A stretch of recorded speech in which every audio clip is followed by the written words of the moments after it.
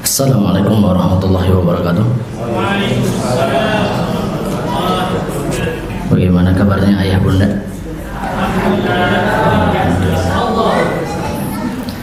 Ini bunda-bundanya banyak sekali.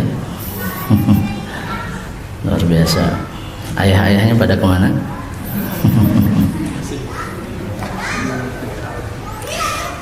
Alhamdulillahilladzi arsala rasulahu bil huda wa dinil haqqi liyudhhirahu 'ala ad-dini kullihi wa kafa billahi shahida.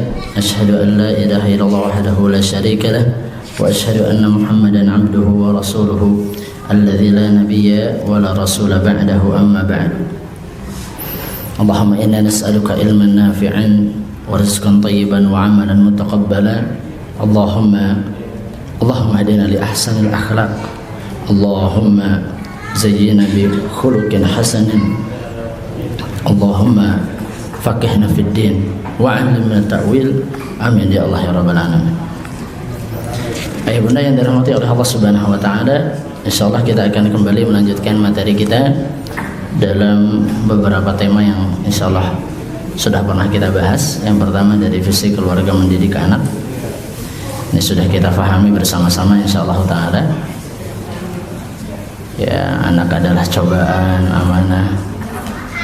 Tidak kita bahas lagi ya. Perhiasan, musuh. Juga kita sudah bersepakat terhadap visi misi yang diberikan, mencetak generasi muslim bertauhid, totalitas berserah diri, tunduk dan patuh kepada Allah. Kemudian ada mencetak generasi baik dan kuat. Ini sudah kita sampaikan bulan yang lalu ya. Jadi yang tidak hadir nanti cukup membacanya saja.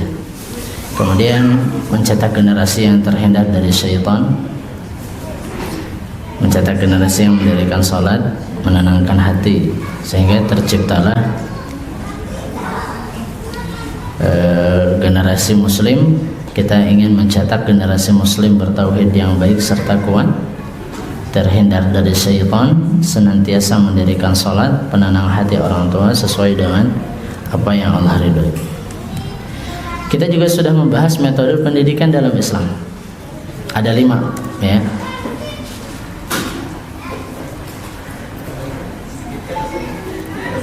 Ini baik.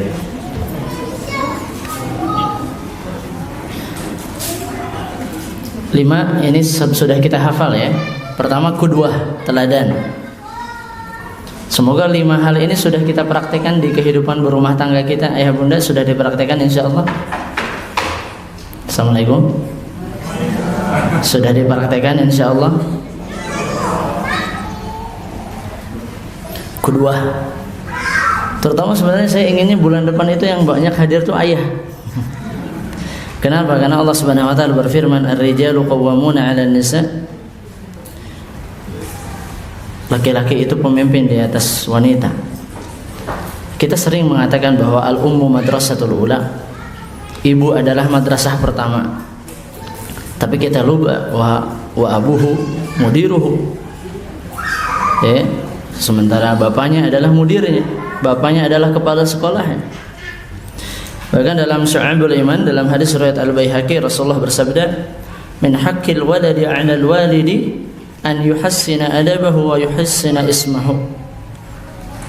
Salah satu hak seorang anak, artinya kewajiban bagi seorang ayah. Ini kewajibannya Rasulullah mengatakan 'alal walid, kepada ayah. An yuhassina adabahu, untuk memperbaik adab seorang anak, wa yuhassina ismahu, dan memperbagus namanya. Sehingga saya titip kepada para ayah yang tidak hadir, ya, atau ini istrinya semuanya ada 4 ini mungkin, jadi banyak begini, husnuzonnya begitu.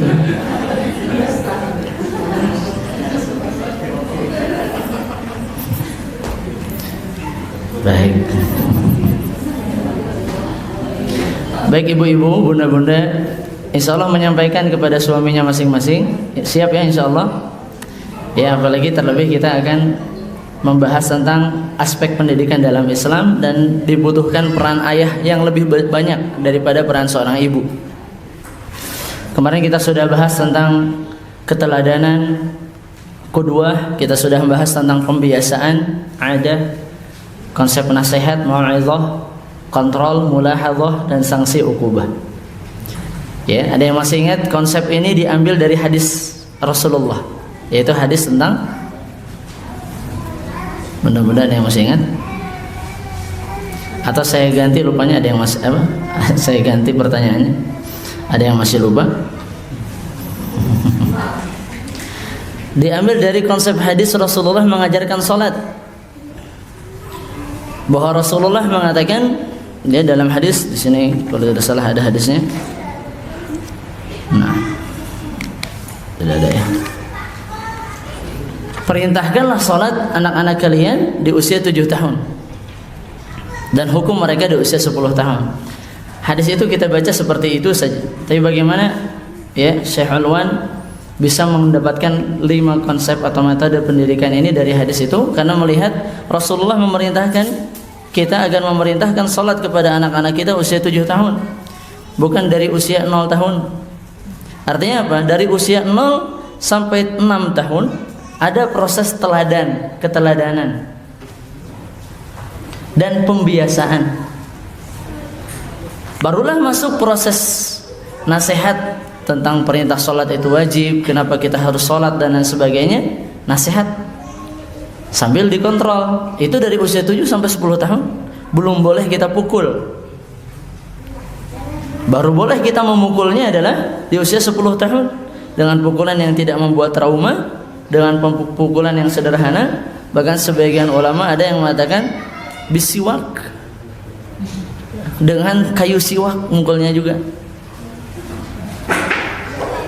Ya, kayu rotan atau kayu siwak, ya, tidak dengan linggis, tidak dengan palu dan sebagainya. Sanksi.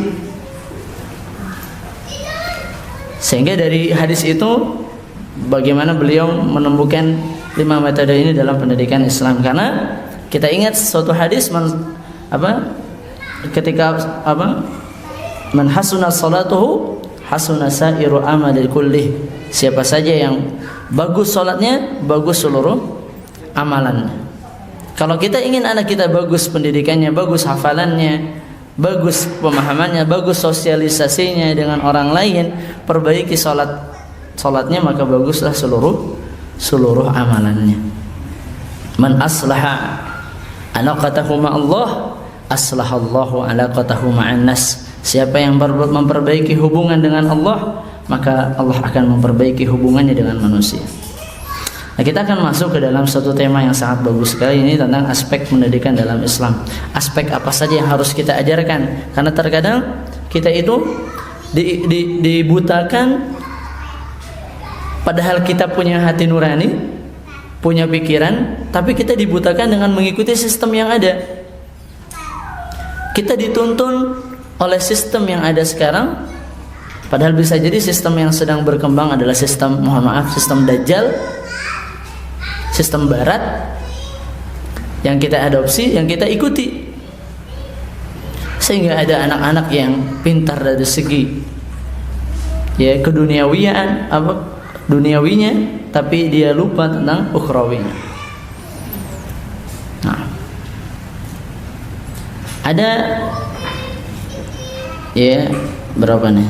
7 ya, 6 sebenarnya. Ini 6-nya 2 kali. Ada 7 aspek yang harus kita ajarkan kepada anak-anak kita, tapi tentunya tidak akan bisa kita bahas semuanya. Yang pertama yang paling wajib adalah aspek keimanan. Nanti kita bahas ya, cuman kita sebutkan dulu 7 aspek ini. Dan ingat para ayah, 7 aspek ini jangan sampai kita titipkan kepada ibunya. Ibu itu gurunya, membantu kurikulum agar terlaksana dengan baik. Tapi siapa yang menentukan? Kita sebagai ayahnya, kita kepala sekolahnya. Jadi kewajiban ini ada pada pundak sang ayah. Ada aspek moral, adab yang berkaitan dengan akhlak. Mohon maaf, kita sebutkan dulu poin-poinnya ya. Baru kita nanti pindah ke penjelasan secara detailnya. Kemudian aspek fisik. Kemudian aspek akal.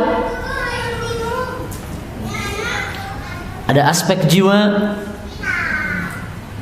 Kemudian ada aspek sosial. Dan terakhir yang paling penting tentunya, di mana sedang banyaknya perzinahan, yaitu aspek pendidikan seks.